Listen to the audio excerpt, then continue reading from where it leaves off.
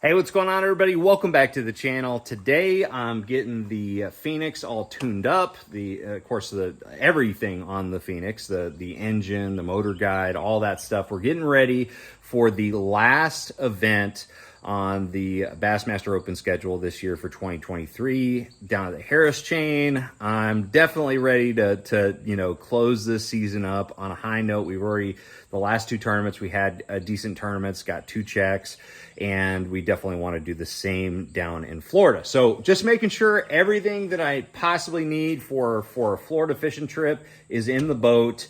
And since I was just going down my checklist, one of the items on my checklist is a item that I wouldn't dream of, launching the boat without. And I'm not calling anybody out. I totally understand, like, everybody's got different, circumstances, as far as like budget and things like that. But so many tournament anglers in recent years have told me that they don't run a spare prop in their boat. They don't carry a spare prop, which blows my mind, because we all know if you're driving down the highway, you have to have a spare tire, right? Anything can happen. Yeah, it's not very often that you have a problem with the tire, you have a blowout or a flat, but when it does happen, having that spare, is super critical. And a lot of times, if you have a flat in a remote area with no cell phone coverage, that's a scary scenario. But to me, there's way more scenarios where you won't have cell phone coverage or resources to get off of the water if you don't have a spare prop, if you're dead in the water, up a river somewhere. And if you don't have cell phone reception, that's even worse. So to me, having a spare prop is pretty much, standard. But I've noticed a lot of people that don't have a spare prop in their boat. So let's talk about, why you might need to start thinking about that, because, the scenarios that you are presented with, you would be amazed at how often I've changed out my props. And it's not just because I had a prop lose an ear or spun a hub. I've actually never spun a hub before. So knock on wood, never spun a hub, but I've thrown ears on props before. And so I've had that happen twice, and with different props. But when that happens, you definitely need a spare. And also, if you hit something, there's also an additional problem where you may not, be able to even, be able to run the engine, back. So, but if you can, there's been plenty of scenarios where I've seen people, they bend over a couple ears on their prop, and then they put their spare on and make it back. Their prop shaft is bent, but they're at least able to get back to a safe location where they can then arrange to get it fixed. Okay, and that's kind of the biggest key here. So from a safety standpoint, having a spare prop is super important. So I keep mine in my Phoenix in the designated location. You can see here, it doesn't take up any, unnecessary space. I've still got 2, house batteries, and then a 3 Battleborn battery trolling motor system. And so I can still fit everything in there. Power pole pumps, the power pole charge is over there, but I've got my spare prop. That's the best scenario, where you've actually got a designated spot where you've got some type of tightening bracket that can allow you to keep the prop there without rattling around. I've had boats before that didn't have a designated spot, and I had to put it in like a bag. And you just don't want to do that, because you want it to not be able to rattle around or bounce around in the boat. So whenever possible, put it close to the back, and put it in a spot where you can actually, tighten it down with some type of bracket system. Okay. Another reason it's a really good idea to carry a spare in most tournaments, I will actually carry a spare in the boat, and then I'll also carry a brand new prop in the truck. Number one, I can sell the prop to one of my peers that needs it, on a whim.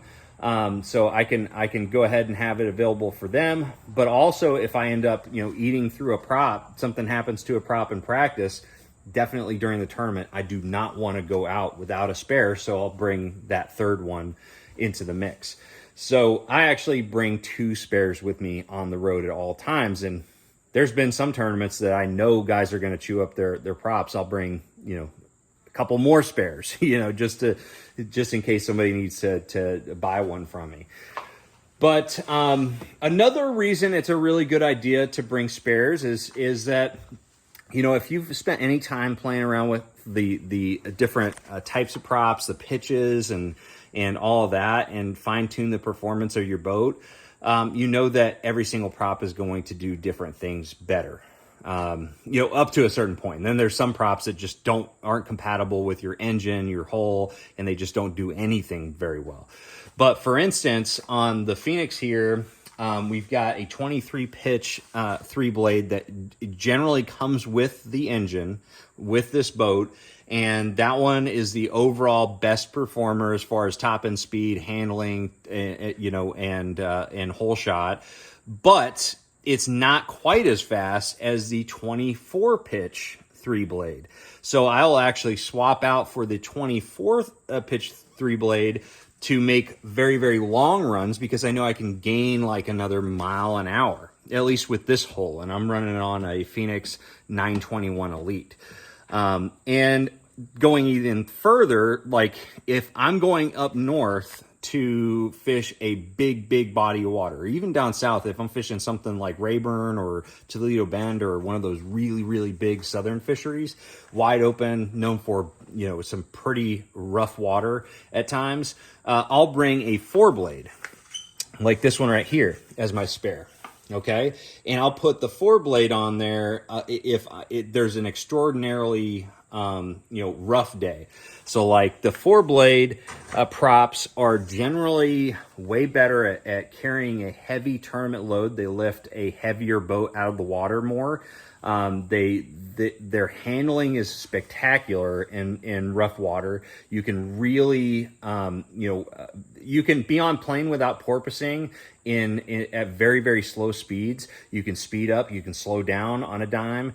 And so they're very, very responsive. They're very, very easy to navigate big water. And so if, say I'm fishing Erie or something like that, one day is flat calm, which I don't know if Erie is ever flat calm, but one day's flat calm, and you want just the maximum speed, keep the 3-blade on there.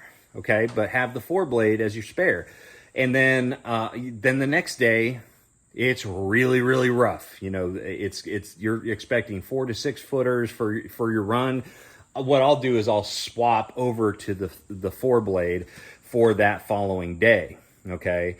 And so I swap between the two. I don't just carry it as a spare. I actually pick my spare based on the different, seas that I'm going to be presented with at a fishery.